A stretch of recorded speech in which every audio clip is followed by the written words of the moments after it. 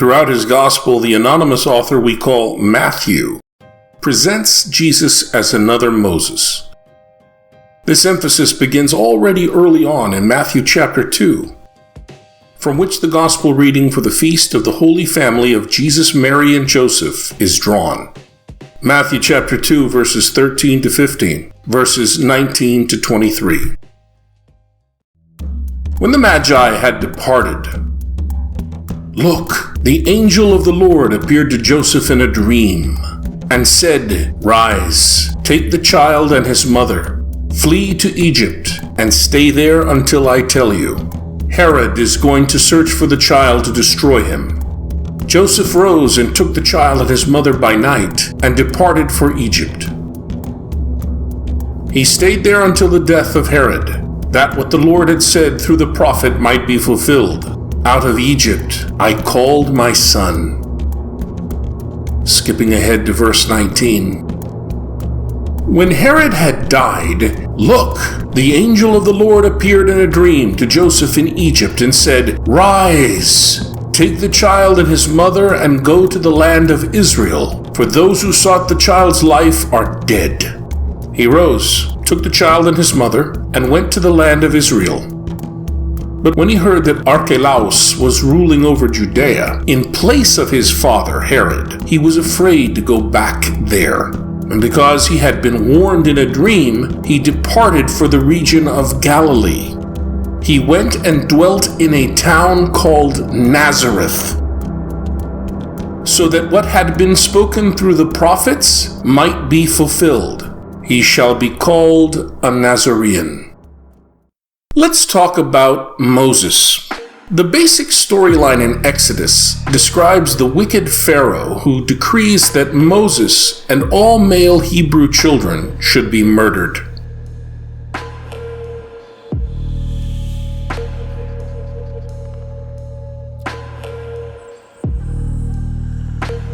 Pharaoh's daughter manages to save Moses.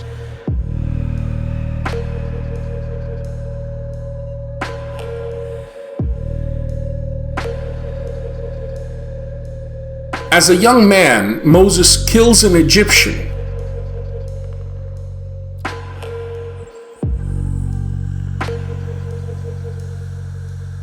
And he must flee for his life to Midian.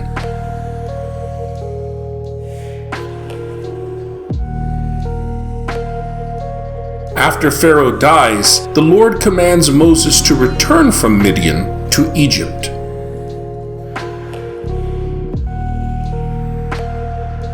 Only Matthew tells of the slaughter of the innocents and the flight to Egypt. You remember that one? Herod's going to kill all the boy babies, so they flee down to Egypt. Does that story sound familiar? Yes. But do you remember it told about anybody else? It's told about Moses, right? Does anybody happen to know that it's also told about Sargon the Great? 2,000 years before Moses? It begins to look like that's a stock story in the repertoire of stories of the ancient Near East, and one can haul it out and apply it to anybody if you wish to make a point. Well, Matthew is the only writer in the New Testament who tells us that story. No other early Christian writer mentions it. So you begin to ask, how does it fit Matthew's agenda? Well, it turns out it does. Matthew's trying to present Jesus as the new Moses. So we got to get a Moses story in here. All right? Did that actually happen? No. Theologically, is it true? Yes. Jesus was, for Matthew and his community, the new and greater Moses. And the use of that old story says so. In the first century, it was popular to retell and embellish the Moses story rather freely. Just look at the version of this story found in Josephus and Pseudo-Philo. Here we have two excellent examples of this kind of rewritten Bible, which has parallels in Matthew chapter 2 and helps us understand what the infancy narrative of Matthew is and isn't. Folks, it isn't fact-precise biographical history. The unknown anonymous evangelist we call Matthew desires his readers to see a continuity between Moses and Jesus. So, he invents a story, an imaginative retelling of an old Middle Eastern stock story that was told even before the days of the historical Moses, used and reused whenever needs arose. We have many isolated sayings, anecdotes, and events, some of which are undoubtedly historical, some of which are not. The Gospels are interpretive and theological accounts, not history books. The fact is, the Jesus of no two Gospels is alike. They simply are not. Jesus is the new Moses to Matthew. That's not even on Luke's radar screen. Historical data is minimal and it's very rarely on the surface. Some of the stories are undoubtedly historical. Others are borrowed, created, embellished, theologized. The problem is to tell which is which. That's the problem. So the bottom line, one cannot simply read the Gospels and expect to uncover an account of the historical Jesus. Now, I don't know about you, but when I grew up, everybody that I knew as a young person just assumed everybody assumed that you read the Gospels and that told you what happened.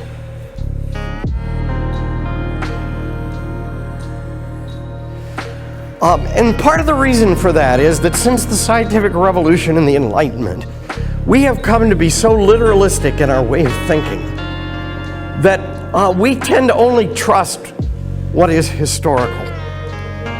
We tend to say, well, it isn't true if it didn't happen. But many things are true that didn't happen. It really is true that Jesus was a new Moses, even if he never went down to Egypt, as the story says. We are so literalistic in our mentality that we just make the automatic assumption that these guys were writing history books about Jesus. They're not. Now let's consider King Herod. Because of a miscalculation in the 6th century by the monk Dionysius Exiguus, otherwise known as Denny the Dwarf, who arranged the calendar we follow to this day, giving us the Anno Domini, or AD, time reckoning, Jesus was actually born about 6 BCE, 6 years before the Common Era. And King Herod died about 4 years before the Common Era. Herod was a ruthless king who didn't hesitate to murder family members to preserve his position. The Feast of the Holy Innocents remembers details in the Matthean story that don't exactly correspond to reality. We've never found mass gravesite of infants. That probably never happened, but for sure, Herod was a murderer of his own children. In this invented retelling of Moses-like Matthean Jesus and his origins, Joseph learns of Herod's intrigue and God's will to save the child Jesus in a dream, instructing him to flee with his family to Egypt. Egypt was a traditional place of refuge for Israelites. It came under Roman rule in 30 BCE and was beyond Herod's jurisdiction. Now let's consider Herod's 3 sons, Archelaus, Herod Antipas, and Philip. King Herod sent his sons as young men to Rome so that they might learn how to be rulers. When Herod died, Archelaus inherited Judea proper, the area including and surrounding Jerusalem. He also inherited Samaria and Idumea. Archelaus was every bit as cruel a ruler as his father. Herod Antipas received Galilee and Perea. This is the Herod who beheaded John the Dipper, and whom Jesus called that fox. Galilee was much more peaceful and a little more secure than Judea, and that might explain why, at least in the Matthean story, the Judean Joseph elected to settle his family in Galilee instead of in Bethlehem. Keep in mind that, according to Matthew, the Holy Family are natives from Bethlehem in Judea, and they have never been to Nazareth in Galilee before. That's right, the infancy narratives of Matthew and Luke offer contradictory details, which cannot be harmonized. These stories were never meant to be harmonized into a hodgepodge narrative. But try telling that to sentimental Christian folks, arranging Christmas pageants and manger scenes. When it comes down to sentimentality and truth, the latter often loses badly, at least in the short term. Now let's consider Nazareth of Galilee, nothing place of nothing people. The anonymous author we call Matthew was from a polis, an ancient Mediterranean urban center. 1 of 2% of the total population who can read and write. The man we name Matthew was trained to spin things when writing about a great Mediterranean hero, like Jesus the Messiah. So he calls Nazareth a polis, but it wasn't. In reality, Nazareth was a hamlet, numbering about maybe 100 starving peasants. There were a few families there at most, very likely all related to each other. In such a tiny village, first cousin marriage partners would be easy to find. This hamlet was not far from the sea highway, the principal trade route to and from Egypt. Another major road from Acco toward Tiberias crossed the sea highway near Nazareth. Located so close to a major crossroads, Nazareth understandably gravitated toward the big polis of Sepphoris at that crossroads. Mentioned nowhere in the Bible, Sepphoris was very important. In Jesus' day, it was the district capital where Herod Antipas carried out massive building programs, providing work for artisans in the region. Around the year 200 Common Era, Rabbi Judah the Prince spent the last years of his life there codifying the Mishnah. Galilee thus was the place where both what would become Christianity and post-biblical Talmudic Judaism got conceived. Now let's consider the Holy Family. Modern Americans who imagine Jesus, Mary, and Joseph as a nuclear family inappropriately transform them into Americans. The Middle Eastern family is enormous and quite extended. However the historical situation of Jesus' origins were, it is possible that the Holy Family did have relatives in the village of Bethlehem. But it is extremely probable that all the inhabitants of Nazareth were members of Jesus' extended family. Middle Eastern families relate differently than Western families. The strongest emotional bond in that cultural world is between mother and oldest son. It remains this way throughout their lives. The weakest emotional bond is between husband and wife.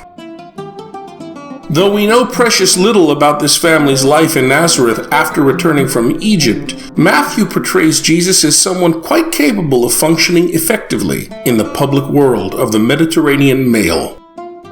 In that regard anyway, his large extended village family raised him well. Finally, note Matthew's combination of place names with scripture quotations. With his account of the flight into Egypt, the anonymous author relates this to Hosea chapter 11 verse 1. And with his account of the return to Nazareth, Matthew claims that he has a basis for this in scripture. He shall be called a Nazarene. But that verse remains unidentified. This suggests that, according to the author we call Matthew, Jesus' family directed him toward his destiny according to the scriptures. That is, in harmony with God's will, as disclosed in the Bible. Can that be true for contemporary Christian families also?